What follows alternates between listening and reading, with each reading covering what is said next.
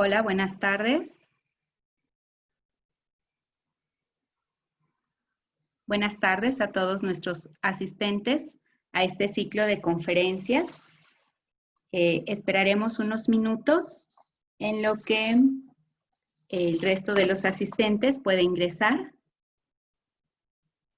El día de hoy vamos a tocar el tema del maltrato a las personas adultas mayores y las relaciones interfamiliares e intergeneracionales. Unos minutos más en lo que ingresan todos nuestros asistentes. Gracias por su presencia.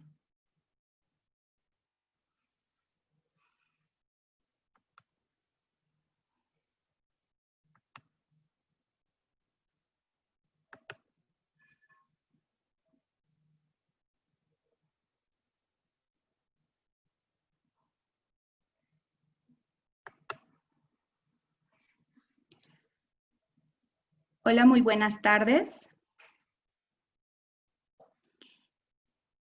Mi nombre es Pilar León y a nombre de la Universidad Anáhuac les damos una cordial bienvenida a este ciclo de conferencias sobre vejez y envejecimiento. El día de hoy contaremos con la presencia de la doctora Rosa López Fernández y de la maestra Rebeca Moscatel Levy para presentar los temas de maltrato en personas adultas mayores y las relaciones interfamiliares e intergeneracionales. Vamos a tener la siguiente logística en el transcurso de la presentación. Iniciaremos con el tema de maltrato a las personas adultas mayores por parte de la doctora Rosa López. Ella contará con 30 minutos para presentar el tema. Posterior a su presentación, daremos pauta a todas las preguntas, a todas las dudas que ustedes tengan y posteriormente la maestra Rebeca presentará el tema de las relaciones interfamiliares e intergeneracionales. Entonces, agradecemos nuevamente su presencia de todos ustedes y iniciaré presentando a la doctora Rosa López. Ella cuenta con un doctorado en investigación interdisciplinaria, es coordinadora del diplomado en cuidados a las personas mayores, Retribuyendo a la Vida, una visión interdisciplinaria. Es también catedrática e investigadora de la Universidad Anáhuac de México.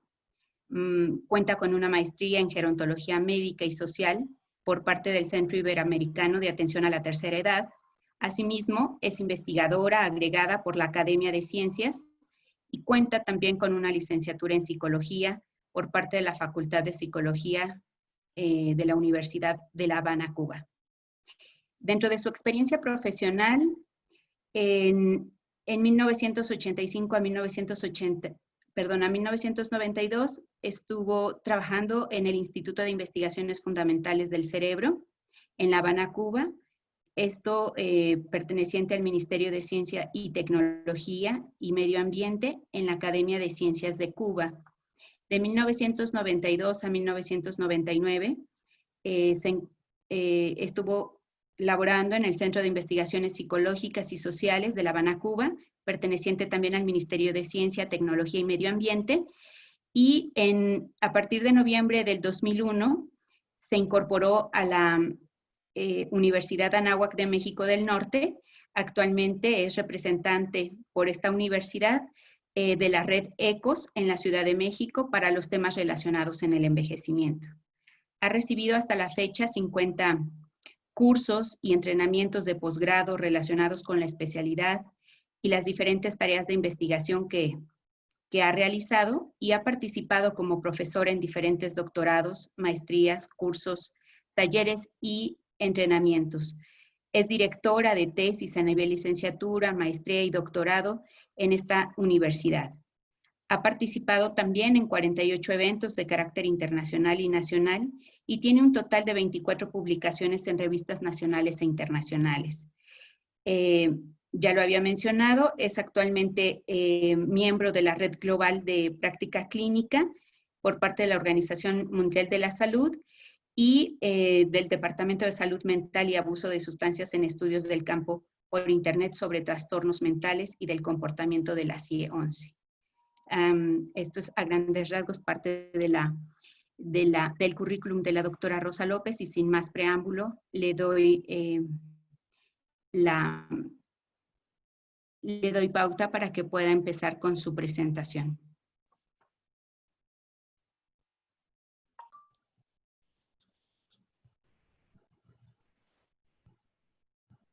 Hola, bueno, buenas tardes a todos. Nuevamente con ustedes. Muchas gracias por la invitación que me hicieron, bueno, por parte de este ciclo de conferencias a impartir uno de los temas que en la universidad hemos venido trabajando hace aproximadamente más de 5 años sobre lo que es el maltrato a las personas adultas mayores.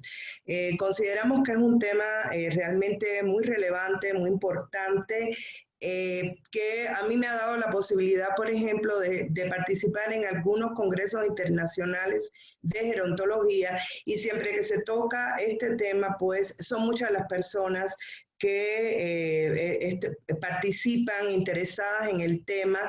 Realmente no existen muchas investigaciones sobre estos aspectos porque es un tema, a pesar de mucha relevancia, pero es bastante nuevo respecto a lo que es el maltrato al adulto mayor. Entonces, bueno, pues con mucho gusto le voy a hacer mi presentación. Vamos a tocar algunos aspectos y les agradecería que después pues me hicieran todas las preguntas que ustedes consideren pertinentes, ¿no? Respecto a mi presentación.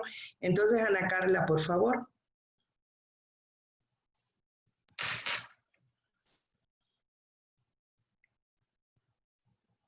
Ok,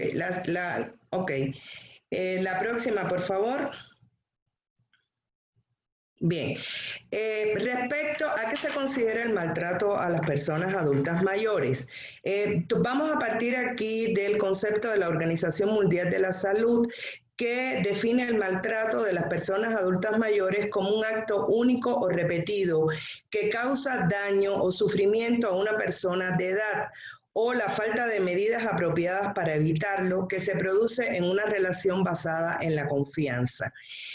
Las razones, el por qué ocurre esto, aún la ciencia y los estudios actuales no lo han determinado. O sea, no se sabe realmente si es por factores culturales o factores estructurales o de idiosincrasia de las personas, pero realmente no se sabe realmente cuál es el origen y por qué esto ocurre. A partir de 1975, del siglo XX, es que comenzaron los primeros estudios referidos a este tema, y poco a poco pues se han venido incorporando más estudios, se han venido haciendo más investigaciones que nos han ido revelando datos de qué ocurre realmente respecto a este tema, tanto en México como en el mundo. La próxima, por favor. Bueno, cuando hablamos de maltrato, existen diferentes tipos de maltrato. O sea, el maltrato a las personas adultas mayores. Voy a mostrarle la clasificación más frecuente, la que más existe. Y, por ejemplo, el primer tipo de maltrato, o uno de los tipos, es el maltrato psicológico emocional, que se caracteriza por humillar, amenazar, atacar verbalmente o ignorar a la persona mayor. También existen casos donde se le impide a las personas que vean a amigos o parientes cercanos. Eso es lo que se considera como un maltrato psicológico o emocional. La próxima, por favor. Bueno, otro tipo de maltrato es el maltrato físico. Es aquel que usa la fuerza física para causar dolor o lesiones a las personas mayores, pegándole, empujándola, etc. La próxima, por favor. El maltrato sexual Aquí se considera forzar o presenciar o a mantener relaciones o actividades sexuales o tenerlas sin su consentimiento. Esto incluye insinuaciones, tocamientos o relaciones. Este maltrato, bueno, muchas personas a veces cuando hablamos de estos temas, pues dicen, bueno, como un maltrato sexual a personas de esta edad, pero efectivamente ocurre desafortunadamente con muchísima frecuencia y a mujeres, sobre todo mujeres que muchas veces pues no tienen las condiciones psicológicas o cognitivas que son necesarias, como por ejemplo una persona que pueda tener una enfermedad de Alzheimer o que personas que tengan, bueno, trastornos neurocognitivos y desafortunadamente ocurre porque es un maltrato que también se da con mucha frecuencia. Bueno, pues los maltratadores pues buscan por lo general a personas, en este caso niños o personas adultas mayores, que son aquellas que cuesta un poco más trabajo que se resistan o que puedan tener una actitud un poco más activa respecto a ser maltratadas o evitar al maltratador. Entonces, aunque parezca un poco raro, pero sí existe y sobre todo la violación a mujeres adultas mayores, violación de tipo sexual, pues también se da con bastante frecuencia. La próxima, por favor.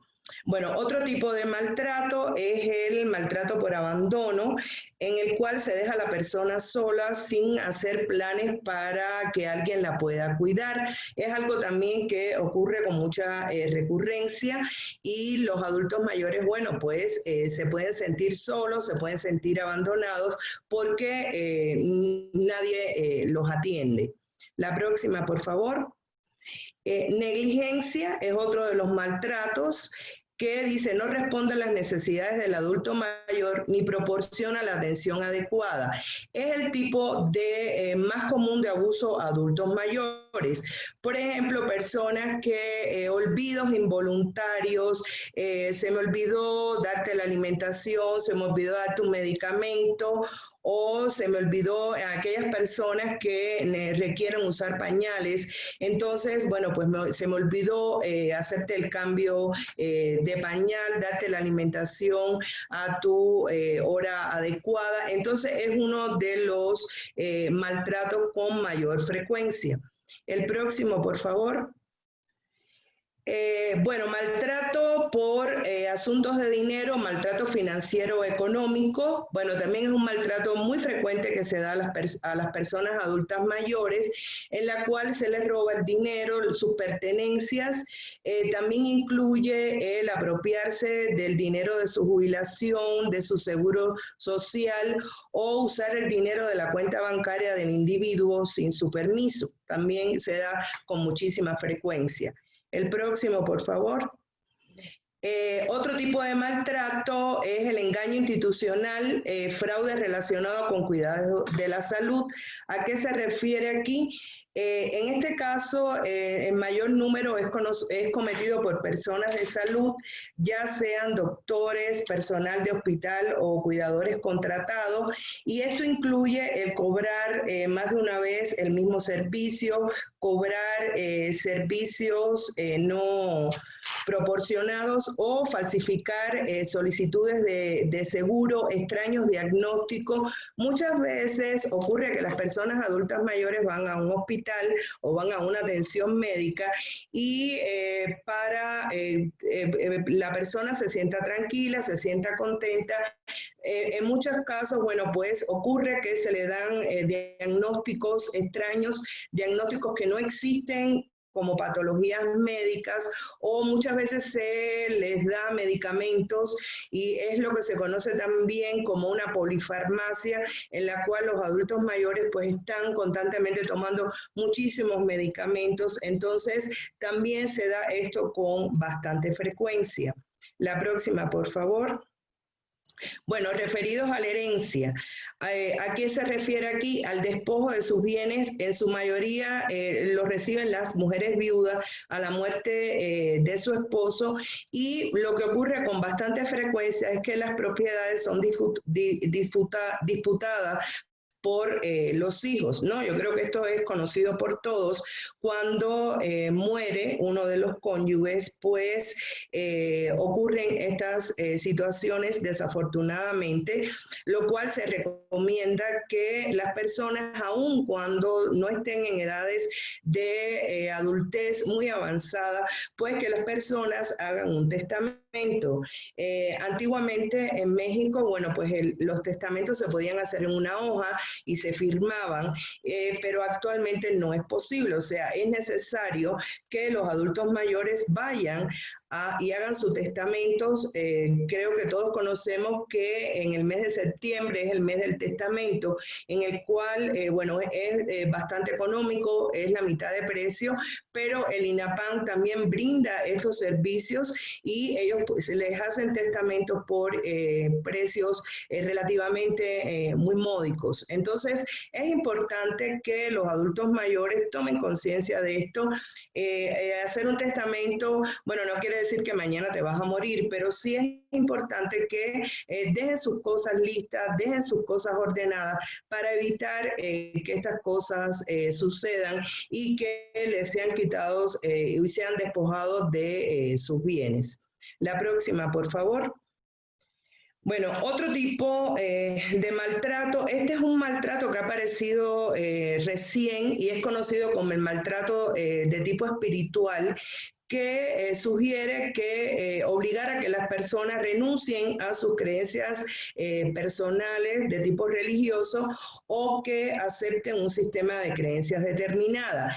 Esto, los estudios de maltrato se ha observado que es algo que ha comenzado a aparecer de una manera muy reciente, en el cual, bueno, como su nombre lo dice, es obligar a que una persona profese espiritualmente una religión que o no quiere o simplemente yo te obligo a que si yo soy, no sé, de otra religión que no es la que es el adulto mayor, pues entonces yo te voy a obligar.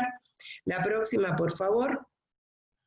Bueno, maltrato social también es, bueno, son todas las acciones que llevan al no reconocimiento del anciano como figura de valor y la falta de opciones recreativas. Esto es conocido en la sociedad como gerontofobia. En los últimos tiempos creo que todos hemos visto que han comenzado a aparecer algunas películas que tocan este tema, en el cual los adultos mayores son parte importante de la sociedad y entonces pues ocurre este maltrato de tipo social, no son reconocidos, no son aceptados. Esto ya, por ejemplo, la semana pasada la doctora Adriana hablaba de este concepto de no llamarles por su nombre, de discriminarlos de tipo social, no darles todas las oportunidades que un adulto mayor requiere y entonces es conocido con este nombre, gerontofobia. La próxima, por favor. Bueno, el senilicidio está considerado otro tipo de maltrato y se practica en muchos casos como una extensión por actos de venganza de sangre. Suelen recaer generalmente en el viejo por ser el más débil para correr y defenderse. Esto se ha observado, por ejemplo, en los casos de secuestro, cuando se hacen actos de venganza por, no sé, cárteles o pandillas o, por ejemplo, cuestiones de narcotráfico, pues muchas veces recae sobre este tipo de personas, ¿no? Bueno, porque el viejo es el que va a tener menos facilidades para poderse defender. Y entonces muchas veces, bueno, pues si no haces lo que yo te estoy diciendo, pues voy a tomar venganza contra un familiar tuyo y ocurre esto también con mucha frecuencia.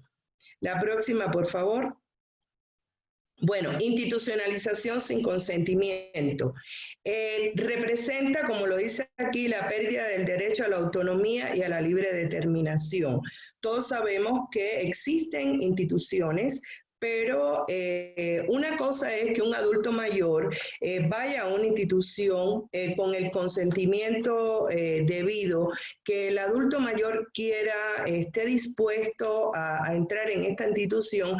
Y otra cosa que sucede, y desafortunadamente también ocurre con muchísima frecuencia, es que se tomen decisiones sin contar con la opinión del adulto mayor y sea institucionalizado sin el adulto mayor haber dado su aprobación. Entonces se da también desafortunadamente y sí está considerado que la institucionalización incluso en las mejores situaciones y en las mejores condiciones no debe ser lo más frecuente que se haga para un adulto mayor. Pero bueno, siempre va a haber adultos mayores institucionalizados porque a veces no tienen familiares que los cuiden, etcétera, pero sí se les debe de pedir a ellos su autorización, su consentimiento y no llevarlos a estas instituciones engañados.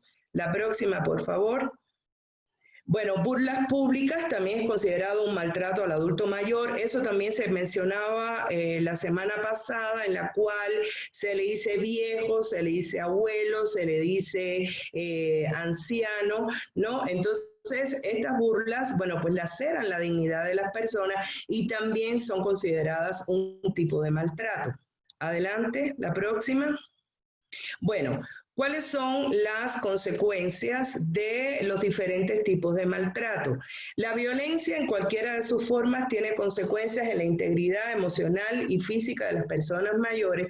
Por eso es importante reconocerla, prevenirla y atenderla. O sea, todos estos tipos de maltratos que se estuvieron mencionando anteriormente, pues tienen consecuencias para estas personas y es necesario que no solo desde el punto de vista físico, sino desde el punto de vista emocional, de su propia autoestima, y son situaciones que debemos de atender y prevenir también. La próxima, por favor. Bueno, el maltratador. En un número considerable de los casos, el maltratador es ocasionado por la familia o personas conocidas que se dejan al cuidado de los mayores. Desafortunadamente, pues cuando se hacen los estudios de maltrato, pues lo que ocurre con mayor frecuencia que son personas relacionadas con los adultos mayores. Desgraciadamente, muchas veces son los propios hijos, familias muy cercanas o aquellas personas que se dejan al cuidado de los adultos mayores. Por lo que es importante, y aquí se recomienda que hay que tener mucho cuidado, conocer muy bien a las personas que cuidan a nuestros mayores, de ser posible, pues, que se pongan cámaras, ¿no? Para poder tener y estar seguros de que no les va a ocurrir absolutamente nada. Aquí ocurre lo mismo que ocurre con un niño pequeño, ¿no? Entonces tenemos que tener mucho cuidado con las personas que los cuidan porque ocurre, ¿no? Y ocurre con muchísima frecuencia. Cuando se ven estos casos, incluso ya casos mucho más graves, pues los adultos mayores dejan pasar a las personas, tienen confianza, los conocen, por lo general no dejas entrar a tu casa a una persona que no conoces. Entonces, cuando estas personas cometen estos actos y son maltratadas, pues en la mayoría de los casos son personas muy conocidas por ello. Ahora, si tenemos a un adulto mayor en condiciones de demencia, etcétera, pues estos cuidados tienen que extremarse aún más porque se da con frecuencia que los maltratan cuando, por ejemplo, las personas de la casa tienen que salir a trabajar y entonces ocurren desafortunadamente estos hechos. La próxima, por favor. Bueno, ¿cómo detectar el maltrato en adultos mayores? La Asociación Médica Americana ha sugerido todo un grupo de preguntas que nos podemos hacer. ¿Alguien le ha hecho daño en casa? tiene miedo de alguna de las personas que viven con usted. O sea, eso se empieza, el adulto mayor empieza a mostrar miedo cuando ve a una persona, etcétera. Son preguntas que nos podemos hacer. Si le han amenazado, si le han obligado a firmar documentos que no entienden, ¿no? Muchas veces firme aquí, o desafortunadamente personas que aún no saben escribir, no saben leer, y entonces ponga su dedo aquí y no se le explica a la persona qué cosa es lo que está firmando, y entonces eso también contribuye a esto. ¿Alguien le ha puesto dificultades para que usted pueda valerse por sí mismo? La próxima, por favor. Alguien le ha tocado sin su consentimiento, alguien le ha obligado a hacer cosas en contra de su voluntad, alguien toma cosas que le pertenecen sin su permiso, está solo a menudo. Entonces, estas son toda una serie de preguntas que se le puede hacer a un adulto mayor que aún esté consciente para detectar si hay algún indicativo de maltrato hacia estas personas. La próxima, por favor.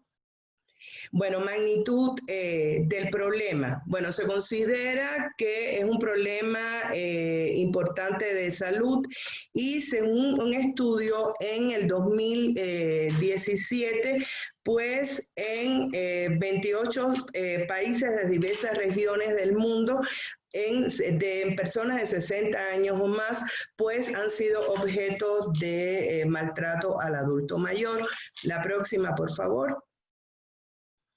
De acuerdo con cifras de la Organización Mundial de la Salud, 1 de cada 10 personas mayores ha sido víctima de malos tratos, y de 2014 a 2016 en México se hicieron 34.200 denuncias por delitos a personas adultas mayores.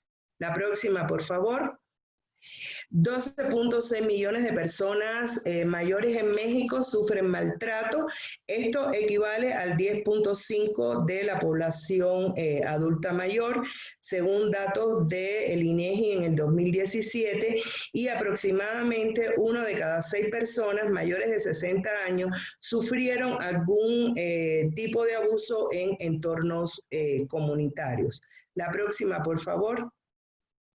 Las tasas de maltrato a personas mayores son altas en instituciones como residencias de ancianos y centros de atención de larga duración. 2 de cada 3 trabajadores de estas instituciones indican haber infligido malos tratos en el último año. La próxima, por favor. Se sitúan los maltratos, o sea, los factores de riesgo se sitúan en el ámbito individual, relacional, comunitario y sociocultural. La próxima. Bueno, en el ámbito individual, entre los factores de riesgo se incluyen la mala salud física y mental de la víctima y los trastornos mentales de abuso del alcohol y las sustancias psicotrópicas en el caso del agresor, y también el sexo de la víctima. Como habíamos hablado anteriormente, pues las mujeres es más frecuente este tipo de abuso. La próxima, por favor. Entre los factores de riesgo relacionales están, bueno, compartir una vivienda, y cuando la persona adulta mayor depende de los miembros de la familia, a menudo económicamente. La próxima, por favor. El aislamiento social y la consiguiente falta de apoyo social. Muchas personas mayores están aisladas por la pérdida de capacidades físicas o mentales, o por la pérdida de amigos y familiares. La próxima, por favor. Entre los factores de riesgo socioculturales está la representación de las personas mayores como frágiles, débiles y dependientes, el debilitamiento de los vínculos entre las generaciones de una misma familia, y los sistemas sucesorios y derechos de tierra que afectan la distribución de poder y de los bienes materiales en la familia. La próxima, por favor. También dentro de los factores de riesgo socioculturales está la migración de las parejas jóvenes que dejan a los padres ancianos solos en sociedades en las que tradicionalmente los hijos se han ocupado de cuidar a las personas mayores, y la falta de fondos para pagar los cuidados. La próxima, por favor. Bueno, ¿cuál sería la prevención para el maltrato al adulto mayor? La próxima. Bueno, existen campañas de concientización, también campañas de que las personas mayores, adultas mayores, conozcan sus derechos. Estos temas se estuvieron tratando en la primera plática el día 1 de julio, todos estos derechos que tienen las personas adultas mayores. La próxima, por favor. Bueno, existe la Federación Iberoamericana de Asociación de Personas Adultas Mayores. Se hablaba en la conferencia pasada de la Ley de los Derechos de las Personas Adultas Mayores en México, y también existe la Declaración Universal de los Derechos Humanos. La próxima. También, bueno, como una de las acciones es promover la participación de las personas adultas mayores en la sociedad. La próxima.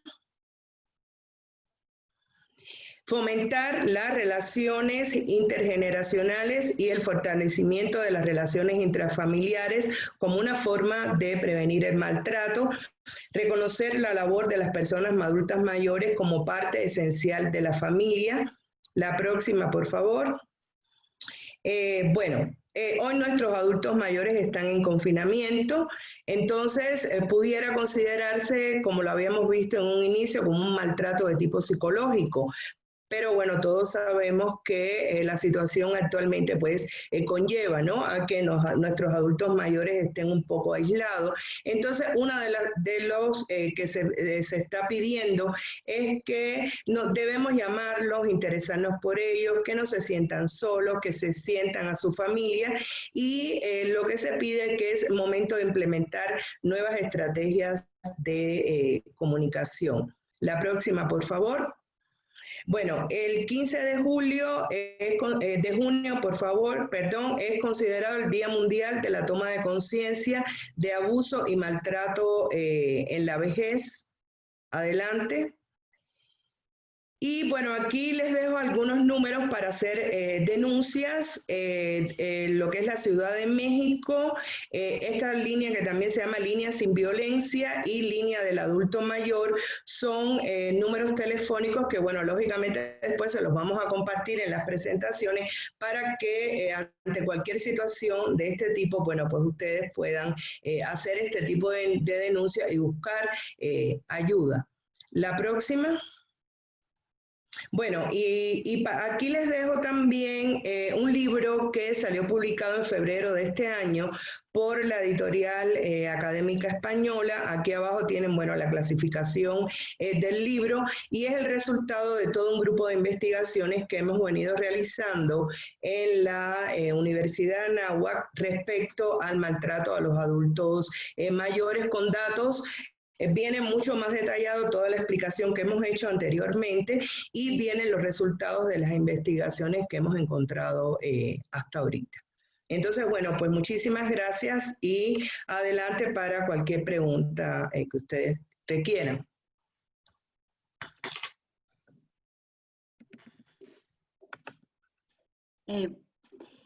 Una de las preguntas, doctora Rosa, que nuestros asistentes le hacen es sobre si hay cifras sobre el tema con respecto a la situación actual de la contingencia. No viene el nombre de quien está haciendo esta pregunta, sin embargo, no sé a qué se refiere en la situación actual de contingencia, o el tema sobre maltrato. Supongo que si hay cifras, podríamos entenderlas así, si hay cifras sobre el maltrato en la situación, el maltrato en personas adultas mayores en la situación actual de contingencia. Bueno, dimos anteriormente en la presentación, venían algunas cifras de las denuncias actuales sobre las denuncias que han ocurrido en los últimos tiempos sobre el maltrato a las personas adultas mayores, que es frecuente. Respecto a la contingencia, aún no aparecen las cifras. Creo que estamos atravesando por esta pandemia que, lógicamente, como todos conocemos, no ha terminado, estamos atravesando por ellas. Habría que ver, o sea, la próxima semana, por ejemplo, vamos a tener dos presentaciones donde se va a hablar de la situación hospitalaria en México, tanto en una institución pública como una institución privada. Creo que es muy pronto para arrojar estas cifras. Pudiera yo anticipar de que si se le hicieran estudios e investigaciones a adultos mayores en estos momentos, pues una de las cosas que pudiera estar apareciendo con mayor frecuencia es lo que habíamos hablado en un inicio del maltrato de tipo psicológico, porque hay una realidad, nuestros adultos mayores están solos, están apartados, y entonces habrá que crear toda una serie, se comienza a crear toda una serie de estrategias, y los invito a, hay que tener todas las medidas, tener todos los cuidados para que ellos no se sientan así. Por ejemplo, el IMSS está dando también algunas indicaciones para poder atender a esta población, pero cifras actuales no las hay. Yo creo que más adelante podrán salir estos resultados de qué es lo que ha pasado en esta etapa de confinamiento. Se hablaba en conferencias anteriores de esto que pasó, de que a los adultos mayores no darle atención médica y que se había que escoger entre un ventilador, sea un adulto mayor o a un joven, pero esto, bueno, esto no se produjo, ¿no? La Asociación de Bioética, etcétera, de México, y muchas de las instituciones que tienen que ver con esto, pues rechazaron esta situación, porque tanto derecho tiene un adulto mayor como un joven.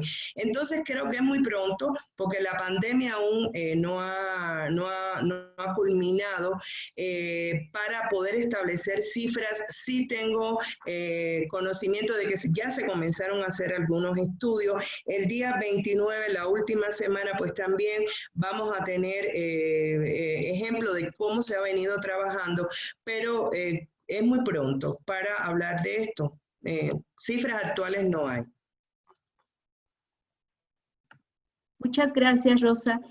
Hay otra pregunta de Darío Franco.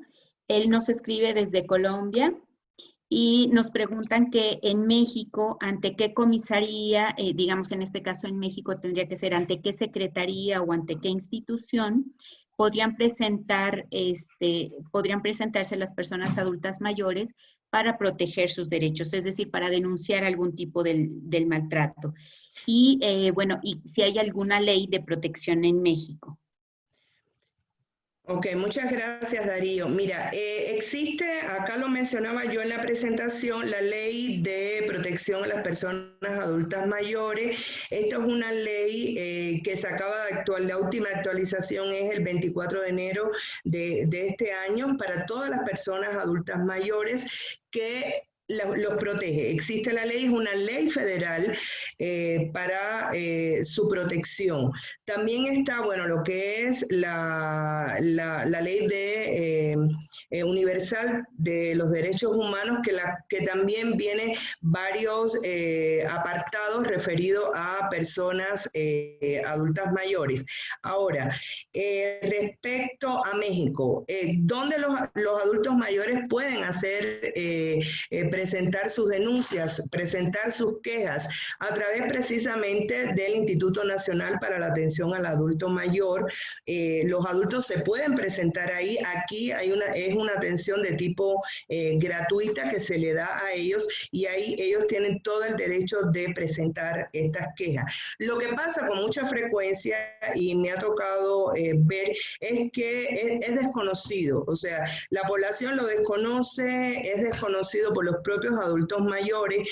Por eso que una de las cosas también que aparece aquí en la presentación al final es, aparecen estos teléfonos que creo que son importantes de conocimiento, tanto para población general como para adultos mayores, lugares donde pueden levantar su queja para tener atención. También está el DIF, ¿no? El Instituto Nacional para el Desarrollo de la Familia, y otro grupo de instituciones en el país donde pueden ellos presentar una queja y ser atendida su queja. Yo creo que el principal problema que está es el desconocimiento. que no saben que existen incluso estas leyes de protección a ellos. También existe el decálogo para los adultos mayores, o sea que sí existen todo un grupo de instituciones que le brindan este tipo de atención a los adultos mayores. Muchas gracias, Rosa. Otras de las preguntas que nos hacen nuestros asistentes del día de hoy es si las amenazas se consideran como un maltrato emocional. Y por otro lado, también otra de las preguntas es ¿dónde pueden conseguir el libro que haces referencia en la parte final de tu presentación? Sí, sí, las amenazas, amenazar a una persona, sí se le considera un maltrato de tipo psicológico, por supuesto que sí. Y el libro está en la editorial, esta editorial que aparece ahí, Editorial Académica Española, ahí tendrían que escribir con este número que aparece ahí, que es el número del libro, con mi nombre, y ahí aparece para que lo compren y es enviado a las personas. Ahí aparecen todos los datos, se llama Editorial Académica Española, es en España, el libro no está publicado en México, se puede publicar, se puede solicitar, pero a España. Bien, tenemos otra pregunta de Marcos Miranda y nos dice que ¿en qué medida los medios masivos de comunicación pueden contribuir a aliviar el maltrato? Creo que es una pregunta interesantísima, ¿no? Y un poco que hablaba yo en la presentación de este término que se llama gerontofobia. Yo creo que los medios masivos tienen una influencia altísima en cuanto a cambiar toda una serie de paradigmas, en cuanto a cambiar toda esa idea que se tiene en muchos casos negativas de la vejez. Yo he venido observando que en los últimos tiempos pues han aparecido películas, creo que se pueden hacer comerciales, se pueden hacer campañas publicitarias, se puede invitar a los adultos mayores a que tengan una mayor participación. Andábamos proponiendo por ahí un programa de radio también para los adultos mayores, páginas de YouTube, etcétera, y que la sociedad entienda que vamos a llegar todos a estas edades, que vamos a atravesar por este camino de la vejez y que los adultos mayores tienen una importancia altísima. Entonces hay que trabajar mucho para cambiar muchas mentes, pero claro que sí, se me hace que los medios masivos de comunicación pues juegan un papel vital e importantísimo para cambiar esta idea que hay sobre el envejecimiento y la vejez. Muchas gracias, Rosa. Por el tiempo, tenemos otras dos preguntas. Una que tiene que ver con cifras sobre adultos mayores fallecidos por COVID-19, que finalmente no tiene como tal una vinculación directa con el tema que tratamos hoy, pero que no dejaremos de atender todas las preguntas al final de las presentaciones para dar también pauta a que la maestra Rebeca Moscatel pueda iniciar su presentación y tenemos otra más sobre, nuevamente, sobre las cifras de maltrato que se tienen ante esta situación de contingencia por COVID. Entonces yo le pido a los asistentes que no se sientan que no hemos atendido su solicitud de información, se atenderán al final de la presentación de la maestra Rebeca para no quitar tiempo a la siguiente presentación. Te agradecemos muchísimo toda la información que nos has dado, Rosa.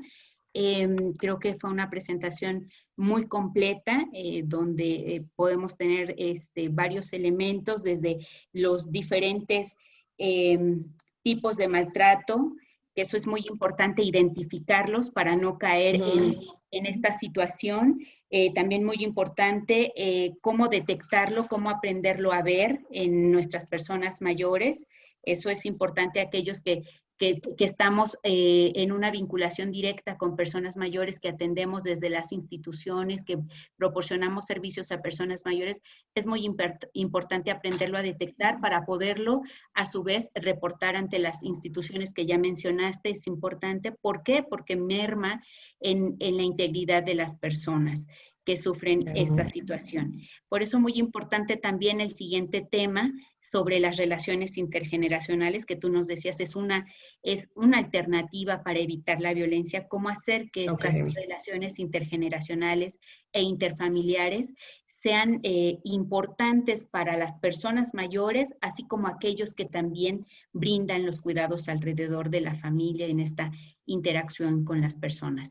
Entonces, personas mayores, perdón. Entonces, pues doy pauta, agradezco mucho tu presentación, Rosa, y inicio la pauta de el siguiente tema con la maestra Rebeca Moscatel.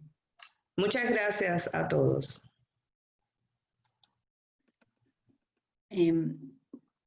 Buenas tardes. La maestra Rebeca Moscatel Levy cuenta con una licenciatura en Psicología Clínica por parte de la Universidad de las Américas de México, así como una especialización en Neuropsicología y Demencias por parte de la Universidad Europea Miguel de Cervantes, España. También cuenta con un máster en Gerontología Social por parte de la Fundación Universitaria Iberoamericana y actualmente dirige la Clínica del Encuentro. Esta clínica está dedicada al cuidado gerontológico, apoyo terapéutico, asesoría para familiares y cuidadores primarios. Es docente también de la materia de educación para los mayores en la Facultad de Educación y en el Diplomado Interdisciplinario de Cuidados al Adulto Mayor en la Universidad Anáhuac. Sin más preámbulo, maestra Rebeca, le doy la palabra. Muchas gracias. Hola a todos, bienvenidos una vez más. Gracias a la Universidad Anáhuac por este espacio. Me parece importantísimo que se estén generando espacios de esta naturaleza dentro de la universidad para pues, seguir fomentando el tema del acercamiento a las personas mayores. A mí me toca un tema que en lo particular me encanta, que es las relaciones intergeneracionales e intrafamiliares y la importancia del cuidador en la vida de la persona mayor.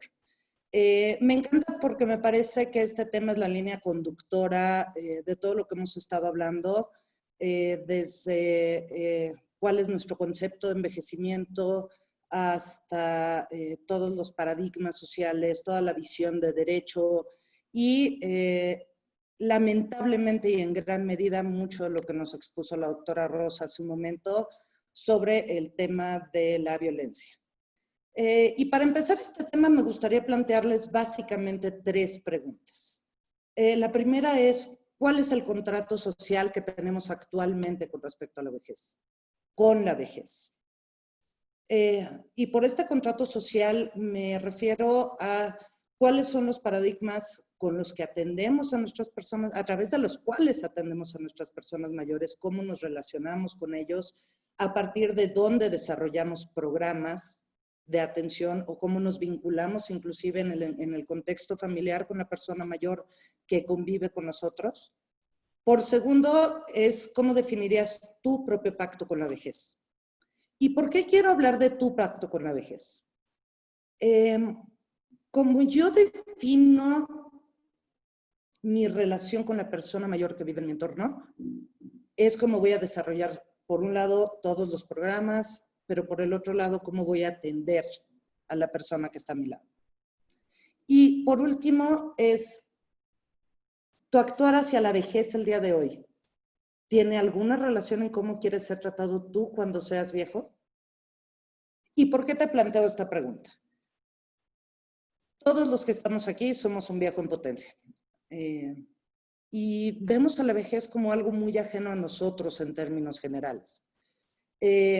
¿Cuál es nuestro objetivo actual? Poder establecer nuevos paradigmas a través de los cuales nos podamos relacionar con la vejez, proponer nuevos estándares de cuidado, establecer enfoques que tengan una visión de derecho, que generen una relación humana con esta etapa de la vida y desarrollar un enfoque efectivamente que combine los derechos humanos, los derechos médicos, la bioética, la conciencia y la integración de la sociedad. Pero para poder lograr este objetivo tenemos que empezar por entender que la persona mayor, al igual que todos los que estamos aquí, empieza por ser persona. He estado en la última temporada muy enfocada a platicar justamente del tema de no hablemos de la persona mayor, sino hablemos con la persona mayor. Y es integrar a todos los viejos que están en nuestro entorno a la conversación, no solo de lo que están viviendo en el COVID, sino hacerlo extensivo a lo que están viviendo en el contexto de su vida cotidiana, ¿no? Ahora sí, platicamos un poquito sobre el tema de la relación intergeneracional. Hace rato nos estaba comentando la doctora Rosa de la importancia que tiene el tema de las relaciones entre las diferentes generaciones. Ahora, estamos enfrentándonos a algo que nunca había sucedido a nivel social, que es la prolongación de la vida a edades mucho más avanzadas y la interacción entre diferentes generaciones en un mismo momento, en un mismo tiempo. Esta interacción entre diferentes generaciones provoca que nosotros veamos a las personas mayores como algo ajeno, algo distante de nosotros. Y por el otro lado provoca que tengamos un lenguaje completamente diferente entre una generación y otra. Y eso es lógico. Estamos hablando que las personas que viven actualmente su vejez son generaciones que empezaron a vivir los cambios tecnológicos, pero desde un momento muy inicial. Y nosotros, las generaciones más jóvenes, nos enfrentamos a un cambio a una velocidad rapidísima a nivel tecnológico. Y de repente la tecnología se convirtió en algo de nuestra vida cotidiana. Empezamos a hablar en términos en donde la persona mayor en muchas ocasiones no estaba familiarizada con los temas, pero por el otro lado estábamos acostumbrados a recibir la información de una manera mucho más veloz. Y esto, ¿cómo afecta la relación entre las generaciones? ¿Cuál era el papel que tenía la persona mayor a mediados del siglo pasado dentro de la familia? ¿O cuál era el papel que tenía la persona mayor inclusive en los años 80, en los años 90? ¿Y cuál es el papel que tiene la persona mayor hoy en día? Si ustedes se fijan, el papel que tenía la persona mayor en el pasado era un papel central de información. En una sociedad que estaba acostumbrada inclusive a tomar mucho más tiempo y tener mucha más paciencia para adquirir la información, para acceder a ella. Hoy por hoy estamos hablando de generaciones, los más jóvenes, que tienen toda la información a la palma de su mano. Este papel central de la persona mayor en cuanto al ser el transmisor de la información empieza a perder de cierta manera relevancia, de mal manera empieza a perder relevancia, porque ya tenemos todo en la palma de nuestras manos. Y empezamos a hablar idiomas completamente diferentes. Empezamos a entender a la persona mayor, a todas las personas mayores, como si fueran uno mismo. Empezamos a hablar de ellos como una generación y no como individuos. Es lo que les comentaba al principio de la importancia de entender nuestro propio pacto con la vejez, el pacto social con la vejez y cómo entendemos nosotros a la persona mayor que vamos a ser nosotros y con los que estamos conviviendo. Uno de los ejemplos que pongo con mucha frecuencia es que estamos acostumbrados a que las personas mayores participen en un cuadro lineal de programas en donde categorizamos que por ser persona mayor le debe de gustar tal o cual actividad. Sin embargo, bueno, pues el compartir una misma edad, como dice aquí el párrafo, no implica que se tengan que compartir ni las mismas ideas, ni las mismas experiencias, ni las mismas emociones. Inclusive, les podría poner un ejemplo de todo lo que estamos viviendo ahorita con todo el proceso de la pandemia y cómo ha sido este cambio y este acercamiento tecnológico, igual lo vamos a abordar un poquito más adelante, desde diferentes perspectivas para las diferentes personas. Ok, acá, bueno, tomé una referencia muy de los 80 de la película 18 Again. Un poco lo que les comentaba, a partir del vínculo que generemos con el concepto de la persona mayor va a ser nuestro acercamiento tanto al cuidado como nuestro acercamiento familiar con ellos. Como les comentaba, y esto retomando un poco el tema que estaba hablando la doctora Rosa hace un momento, cuando nos distanciamos tanto de la vejez, cuando volvemos a la vejez algo tan ajeno a nosotros, nos es mucho más fácil despersonalizarlos. A partir de que empezamos a hablar de todo el tema de la visión de derechos, de cómo, de que la persona mayor se vuelve un sujeto de derecho, empezamos a acercar una persona al contexto social, empezamos a ver al viejo como nuevamente como alguien que participa activamente en la vida. También empezó a surgir este distanciamiento de la vejez en muchos otros niveles. Empezamos a usar términos para nombrar a la vejez que nos permitieron alejarnos de ella. ¿Y por qué alejarnos de la vejez? ¿Por qué nos alejamos del concepto del envejecimiento? ¿Qué produce tanto en la persona mayor como en el joven el concepto de la vejez? En muchos de los casos nos confronta con el miedo al deterioro de nuestros seres queridos. En muchos otros de los casos nos confronta con nuestro propio miedo al deterioro, con el miedo a nuestra propia, o con el miedo a nuestra propia mortalidad. Y nos hace querernos alejar del tener un acercamiento humano con la vejez. Uno de los ejercicios, y que me encantaría que pudiéramos hacer ahorita de una manera veloz, con los que a mí me encanta trabajar. Uno de los ejercicios con los que trabajamos mucho es justamente el desarrollar este concepto, este autoconcepto de mi propia vejez. ¿Quién voy a ser yo de viejo? ¿Cómo me imagino ese momento de mi vida? ¿Cómo me imagino que yo voy a ser? ¿Qué me va a gustar? ¿Qué no me va a gustar? ¿Con quién voy a convivir? ¿Qué voy a haber vivido? ¿Cuál va a ser mi relación con el mundo en ese momento? Ok. Y todo esto nos va a llevar a que podamos definir verdaderamente cómo queremos ser cuidados en la vejez y cómo nos vamos a poder relacionar con el cuidado de los que nos toca compartir ahorita. Y por cuidado no me refiero a un cuidado de personas con un alto nivel de dependencia o con falta de autonomía. Por cuidado me refiero también justamente a esta definición de todas las acciones que se toman para garantizar la sostenibilidad de la vida de una persona.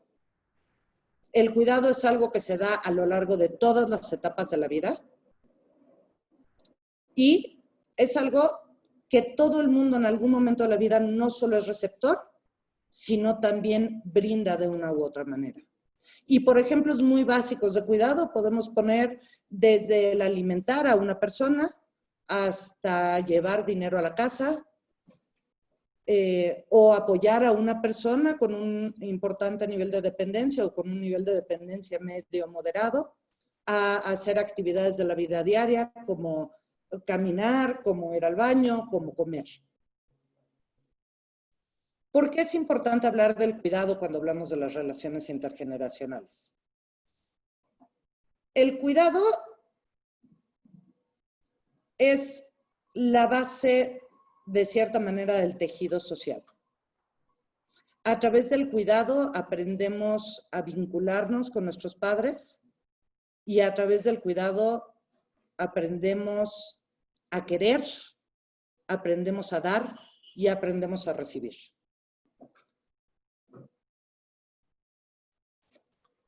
Hoy, ¿cómo estamos sentados? ¿Cómo es la estructura social del cuidado?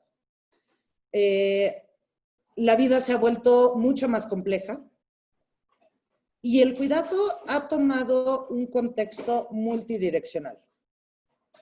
Hoy por hoy, el cuidador primario de una familia no solo tiene que cuidar a sus padres o madres, no solo tiene que cuidar a sus hijos o hijas, también tiene que cuidar de su trabajo, tiene que cuidar de su familia, tiene que cuidar de la comunidad.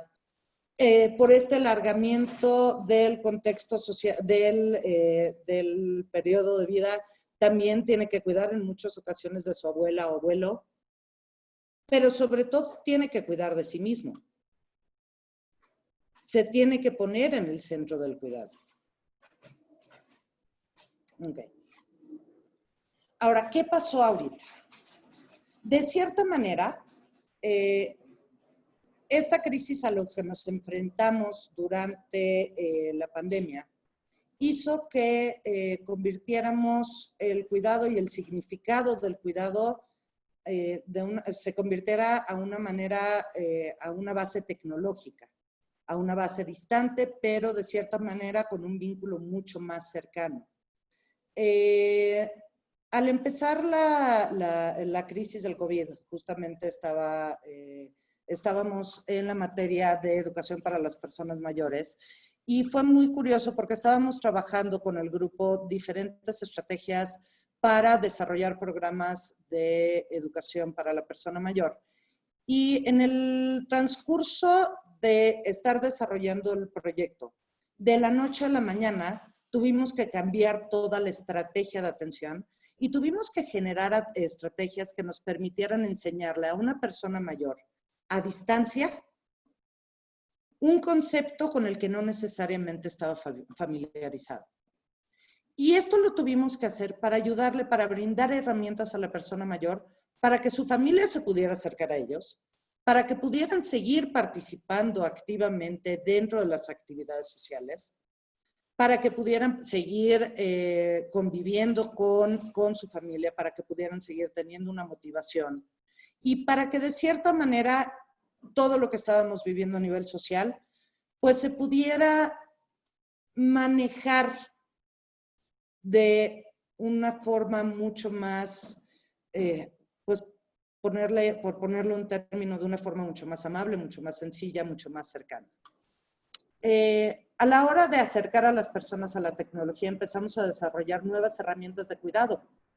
Al final del día, el generar herramientas educativas para la persona mayor son herramientas de cuidado y también son herramientas para que la persona mayor elabore estrategias de autocuidado y elabore estrategias para seguir participando activamente dentro de su vida. Una de las mejores maneras de prevenir el abuso, específicamente cuando estamos hablando de gente mayor con cierto grado de independencia, retomando un poquito de lo que platicaba la doctora Rosa, es brindarle estas herramientas de autocuidado a la persona. Protegerlo, ayudarlo a proteger, como estamos platicando, pues su sentido de vida, su sentido de pertenencia, el sentido de participación que puede estar teniendo a nivel social, a nivel familiar, los programas de actividades que desarrollamos tanto en la vida cotidiana como a través de las plataformas que salieron para atender a la gente durante el COVID, justamente nos permitieron esto. Nos ayudaron a generar una motivación muy importante en la persona para aprender, para seguir desarrollando nuevas habilidades y a su vez nos ayudaron a generar retos y este sentido de logro para la persona para cumplir con estos desafíos. Que en muchas ocasiones, y como lo estaremos platicando un poco más adelante en un par de semanas, se convirtieron en muchos casos el motor principal para continuar presentes tanto en el contexto familiar como en su propia vida. La persona, el vínculo que se generó entre la persona mayor y los jóvenes a través de la tecnología, cómo se rompieron barreras en este momento entre las generaciones que permitieron que las personas mayores se integraran a una sociedad tecnológica, pero a su vez permitieron que los jóvenes humanizaran a la persona mayor y se integraran con la vida de la persona mayor. Me parece que esta ruptura de estas barreras generacionales que estaban planteadas previamente nos están permitiendo en este momento y a un futuro generar nuevos paradigmas y nuevos contratos sociales que estructuren nuestro acercamiento con la vejez de una manera completamente diferente.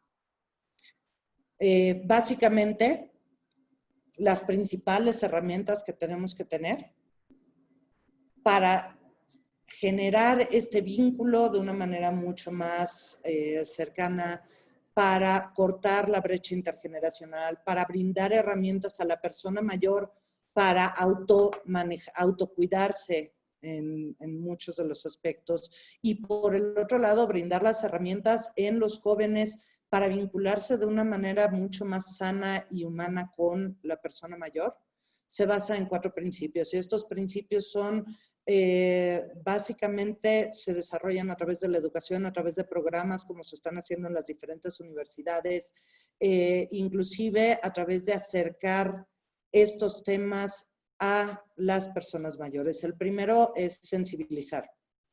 Sensibilizar no solo a los jóvenes, sino a la persona mayor sobre el proceso de envejecimiento y sobre la vejez. En muchas ocasiones nos da mucho miedo, o a las personas mayores que tenemos en nuestro entorno, les da mucho miedo permitirse ayudar o permitir ser ayudados por el miedo que tienen a su propia dependencia. Y ayudar a las personas mayores a entender que el permitir recibir ayuda en muchas ocasiones los puede ayudar a ser mucho más independientes, va a prevenir accidentes, va a prevenir un deterioro mayor en muchos de los casos, es una de las primeras herramientas. Pero a su vez sensibilizar a los jóvenes. Hace mucho tiempo me preguntaron en una plática que di cuál era la mejor manera para ayudar que los chavos, que los niños se acercaran a la vejez. Y básicamente mi respuesta fue a través de la educación, a través de hacerlos entender que ellos van a ser personas mayores en un futuro, hacerlos entender que ellos tienen gente mayor en su entorno, y hacerlos entender que esas personas que están en su entorno son seres humanos, igual que ellos, que sienten, que viven, que tienen miedos, que tienen alegrías, permitirles acercarse a ellos. El segundo principio es tener una visión de derechos humanos. Definitivamente los derechos, el que la persona sepa de entrada que tiene derecho a tener una educación, que tiene un derecho al cuidado, que tiene derecho a la participación social, a la participación comunitaria, por mencionar pocos de los muchos derechos de las personas mayores que hay, de los derechos que hay de las personas mayores. Esto hace una gran diferencia en cómo la persona participa en su propia vida. Parte central es regresarle las riendas al adulto mayor de su vida. Parte central es hacer entender a los jóvenes que el ayudar a una persona mayor muchas veces es permitirle que siga haciendo las cosas que puede hacer, siempre y cuando haya un parámetro de seguridad en el entorno. Ayudar a la persona mayor a que tome las decisiones sobre su vida, que participe activamente, y que siga siendo un agente social, ¿no? El centro de su comunidad, el centro de su familia y el centro de su propia vida. La siguiente, que me parece importantísimo, es generar programas de psicoeducación y de educación para la salud. Los programas de educación para la salud son centrales tanto para el cuidador como para la persona mayor. Y el principio básico de estos programas es ayudarnos a disminuir de cierta manera la ansiedad y la angustia que se genera por el desconocimiento de la enfermedad y por la pérdida de control que se genera en el entorno familiar y en el contexto de la vida del adulto mayor por temas relacionados con cambios en la salud, por la aparición de las enfermedades crónico-degenerativas, por la aparición de las enfermedades neurodegenerativas en cierta etapa de la vida y en ciertas personas. Y estos programas ha sido probado que nos dan todas las herramientas del mundo para ayudar a organizar el contexto familiar y el sistema de cuidados en torno a la persona mayor, de una manera que le brinde herramientas tanto a los jóvenes como a los adultos mayores para vivir una vida mucho más sana y mucho más integrada. Y por el otro lado, que le permita ir estableciendo estrategias para adelantarse a los diferentes conflictos que pueden irse presentando. Un ejemplo de estos es cuando se trabaja con las familias, por ejemplo, en el caso de una persona que tiene un diagnóstico de Alzheimer, ayudar a la familia a sentarse a entender cuáles son los siguientes pasos dentro de la enfermedad. Cómo se va a ir presentando, cuáles son las diferentes crisis a las que se pueden ir enfrentando, permitirle a la familia participar en grupos de apoyo en donde existan diferentes personas que están viviendo situaciones similares y se compartan experiencias y se compartan información, brindarle herramientas a la persona para saber o a las familias para saber que lo que están enfrentando ahorita pues son crisis que se pueden ir enfrentando, que se pueden ir manejando de una manera creativa y que las herramientas que tienen hoy probablemente les vayan a servir mañana, probablemente en 3 días no van a servir, pero pueden llegar a ser reciclables en algún momento. Pero por el otro lado, también brindar herramientas para ayudar a la gente a entender que la vejez no es enfermedad, que no todos los viejos tienen un proceso crónico degenerativo y que no todos los viejos tienen que estar sentados, aislados, viendo la tele o tejiendo o participando en actividades que le generen pocos retos. Los programas de educación para la salud de psicoeducación nos pueden ayudar a desarrollar programas que fomenten, como estaba mencionando hace rato, con todo lo que ha pasado en la tecnología, que fomenten un sentido de vida y un sentido de participación y un sentido de logro en la persona mayor. Por último, el desarrollo de habilidades de cuidado y de autocuidado. Los programas educativos tienen que estar creados para que para que los jóvenes empiecen a desarrollar estas habilidades de autocuidado, pero por el otro lado para brindarle al contexto familiar y a la persona mayor también habilidades de cuidado dentro de su entorno.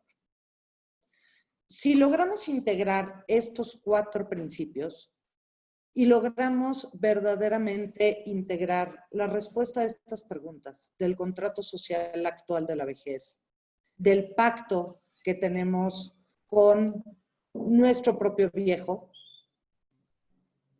y hacemos el análisis de si el actuar que tenemos hoy en día con la vejez, cómo convivimos con la persona mayor que viene a nuestro lado en la calle o que nos encontramos en un momento en un restaurante, o cómo convivimos con la persona mayor que tiene una dificultad dentro del contexto de COVID, que tiene dificultad para conectarse a una red.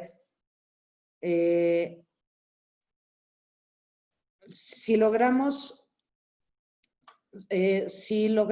integrar estas preguntas, si logramos entender que nuestro actuar hacia la vejez el día de hoy va a definir, uno, cómo vamos a actuar con nuestro propio viejo, cómo voy a ser yo conmigo de viejo y cómo quiero ser tratado yo cuando sea viejo. Esto va a hacer la diferencia para poder acortar las brechas generacionales y para poder establecer estrategias de cuidado mucho más sanas dentro del contexto familiar hoy en día. Me parece que ya se me está acabando el tiempo.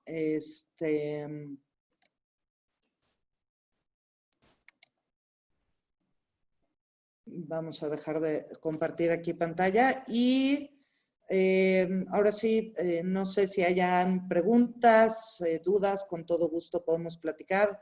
Me parece que se quedaron también algunas preguntas de la presentación previa para responder, entonces con todo gusto las podemos retomar. Muchas gracias, maestra Rebeca Moscatel, por la presentación. Y bueno, sí hay algunas preguntas que quedaron pendientes de la sesión, bueno, de la presentación anterior, pero también hay algunas preguntas que tienen que ver con el tema de las relaciones intergeneracionales. De entrada, teníamos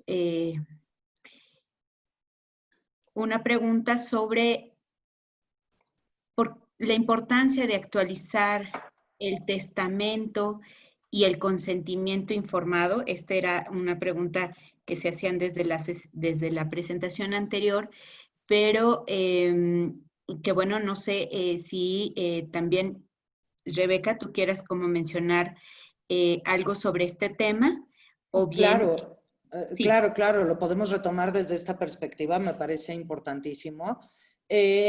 Curiosamente, y algo mencionaba la doctora Rosa hace rato al respecto, genera mucho miedo todavía a nivel social hacer un testamento o hacer la voluntad anticipada para, junto con un ser querido. Existe todavía premisas premisas sociales que no nos permiten acercarnos a este tema de una manera tan natural como debería de ser, para dejar, por un lado, para tener protegida a la persona mayor, y por el otro lado, para dejar protegido a los seres queridos, ¿no? Hace poco platicábamos con unos pacientes justamente de este tema, de la importancia de establecer justamente una voluntad anticipada con sus papás, porque efectivamente esto ayuda un poco en lo que hablábamos sobre el tema también de educación para la salud, ayuda a ser mucho más predecible la toma de decisiones para la familia y nos ayuda a manejar un tema importantísimo en los momentos finales de una persona, de un ser querido, en torno a la muerte, que es el manejo de la culpa sobre las decisiones que puede o puede no tomar la familia en el momento. Que es uno de los principales elementos que nos detienen o nos atoran en la elaboración o durante la elaboración del duelo cuando hay la pérdida de una persona mayor. El hacer la voluntad anticipada, el hacer el testamento, simplemente nos van a ayudar a que sea mucho más predecible y que sea mucho más sano el acercamiento con la persona mayor, con la familia, y claramente nos va a ayudar en muchos de los casos sí a prevenir el abuso económico, como mencionaba la doctora Rosa, y nos va a prevenir, sin que suene comercial, nos va a ayudar a prevenir muchos conflictos intrafamiliares durante y posterior al fallecimiento de la persona. Sí, maestra Rebeca, es, como usted nos decía, finalmente algo que garantizaría en todo momento el respetar la autonomía de las personas mayores, el que se pueda realizar este testamento, este consentimiento informado, porque garantizaría hasta el último momento, pues respetar esa decisión, esa voluntad que tienen ellos, cada uno de ellos, y para todos los miembros de la familia sería mucho más fácil saber qué y cómo y cuándo pues atender hasta qué punto atender a las personas mayores de acuerdo a su voluntad. Claro, y la voluntad anticipada es una herramienta que nos da la ley, y es un derecho humano, al final de cuentas, decidir hasta qué punto, ¿no? O sea, hasta qué punto se pueden tomar medidas extremas o no, y me parece importantísimo que se pueda expresar y respetar como un derecho humano esto. Otra de las preguntas, o más bien aportaciones de nuestros asistentes hoy, de Norma Miranda, dice, hay un marcado, desprecio de los jóvenes a los y a las adultas mayores con el uso de la Internet. ¿Qué se puede hacer ante esta situación? Yo creo que se refiere también al manejo, perdón. Sí. Justamente es un poco de lo que hacemos referencia hace rato. Esta diferencia generacional, no sé siquiera si le puedo poner el término de desprecio. Simplemente hay una falta de comprensión del proceso de aprendizaje de la persona mayor y una falta de elaboración de estrategias para poderle enseñar a la persona mayor. En el momento que entendemos que una persona mayor entiende o procesa la información de otra manera, que requiere herramientas diferentes y que requiere de una paciencia, y por eso hice referencia hace rato a la velocidad con la que obtenemos las cosas hoy, que no nos ha permitido desarrollar esa paciencia a los jóvenes.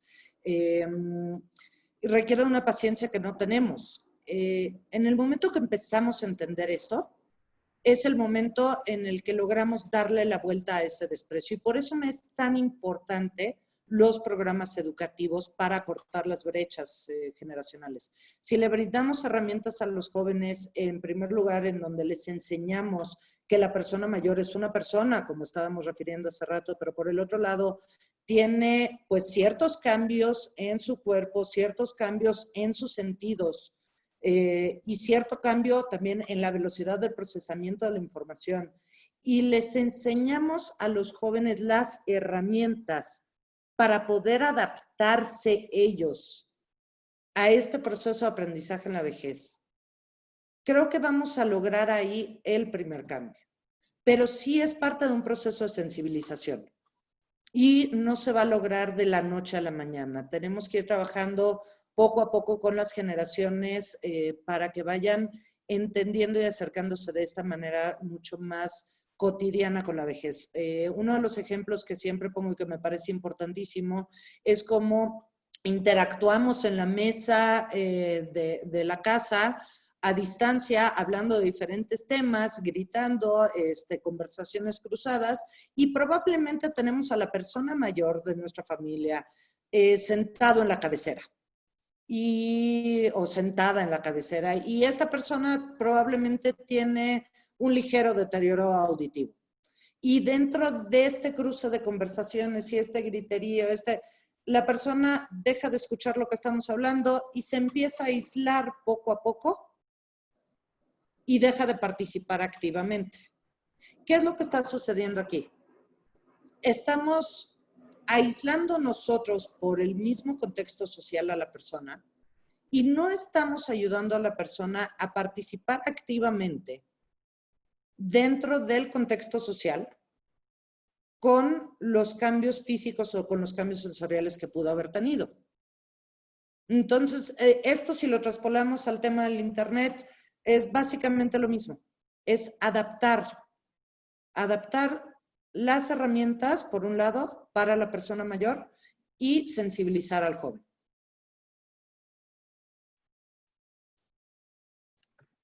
Ok, sí, muchas gracias por la respuesta. ¿Hay alguna otra pregunta por parte de nuestros asistentes?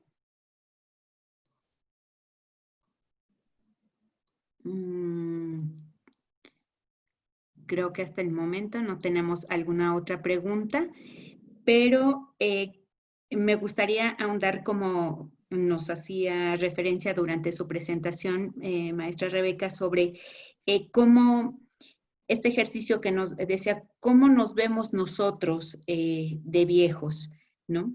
¿Cómo nos proyectamos? Y es un poco la primera parte que usted aborda sobre esta educación para las relaciones intergeneracionales, sensibilizar.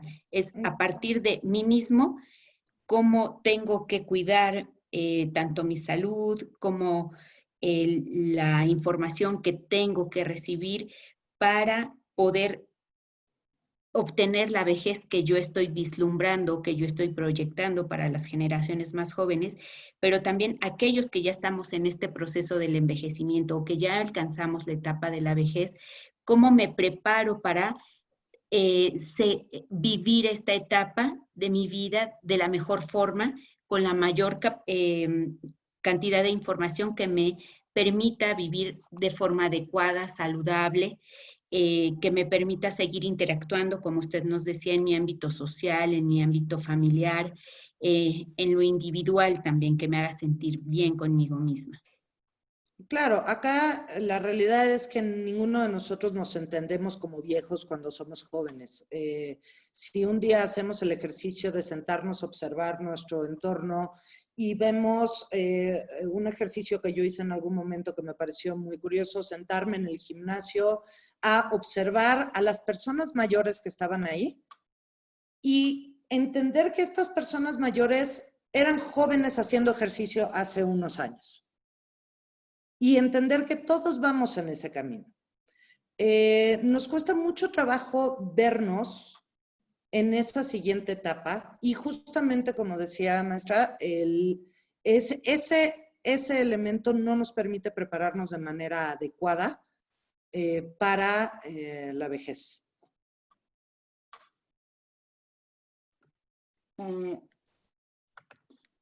Aquí hay una pregunta anónima donde nos dicen, ¿qué pasa cuando una persona influye en una pareja de adultos mayores para que uno se ponga en contra de otro?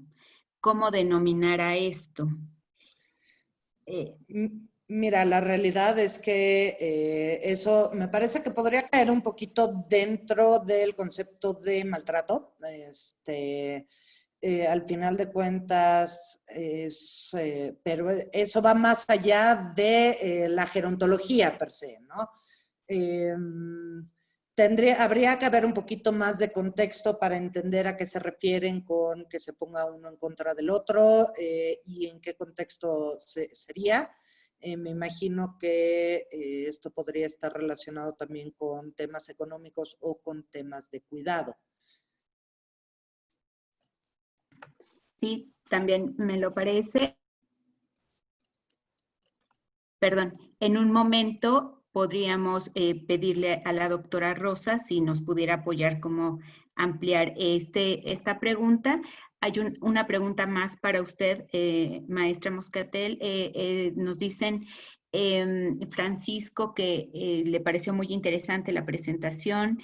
Es importante la observación que hace usted sobre cómo el COVID nos provoca esta aceleración de procesos que, si bien se contemplaban, no se habían abordado completamente, como el gerontoactivismo, como una manera personal de decir cómo queremos que nos vean en el envejecimiento tal cual, ¿no? Entonces, un poco como sobre el tema que habíamos abordado en un momento, cómo vamos sensibilizándonos, cómo nos proyectamos en esta etapa que, si bien algunos ya estamos en proceso de alcanzarla, otros tantos todavía no llegamos a ella o la vislumbramos muy lejana, es importante ponernos a analizar desde cualquier etapa, desde niños, desde jóvenes, cómo queremos llegar, de qué forma. Sí, no, sí, perdón. ¿De qué forma y qué tenemos que cuidar para llegar a la manera en que nos vislumbramos? Sí, y esto incluye herramientas desde la preparación económica y entender cómo vamos a jubilarnos, hasta tener un plan para seguir participando, como les mencionaba, de una manera activa en la sociedad y en donde nos sigamos sintiendo productivos, porque me parece que uno de los temas que siempre salen a la luz cuando estamos trabajando con el proceso de jubilación de una persona mayor es este sentido o esta sensación de dejar de ser productivo, dejar participar activamente, y cómo esta falta de productividad y esta falta de aportación, aparente aportación social, afecta en la vida de la persona mayor, ¿no? Y afecta en su autoestima y en su autoconcepto. En la medida que nosotros tengamos la capacidad de estar desarrollando un entorno en donde la persona se pueda seguir sintiendo productiva y se siga sintiendo útil y siga sintiendo que aporta algo, me parece que vamos a romper con muchos de los paradigmas y muchos de los conceptos de la vejez como un proceso exclusivamente de deterioro. Así es, y muy importante rescatar esta parte, que no es una etapa única de deterioro, de pérdidas, sino que también hay muchas ganancias y que hay muchas cosas que se siguen manteniendo, que se pueden aprovechar en esta etapa con la ganancia en tiempo, con la ganancia para poder realizar las cosas que nosotros en algún momento de nuestra vida deseamos y que por motivos de trabajo, por motivos de proceso propio de construcción de la familia, no tuvimos la oportunidad de realizar. Y con esta visión de derechos humanos, sí me gustaría como cerrar esta parte a reserva de que haya alguna otra participación de nuestros asistentes.